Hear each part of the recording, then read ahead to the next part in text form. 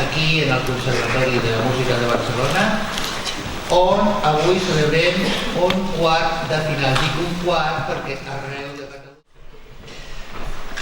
Noa Moras Cano.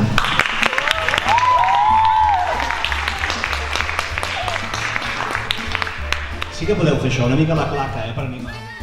Coneixent com coneixia el seu fill, sabia que ja devia anar orientant-se cap allà on volia anar.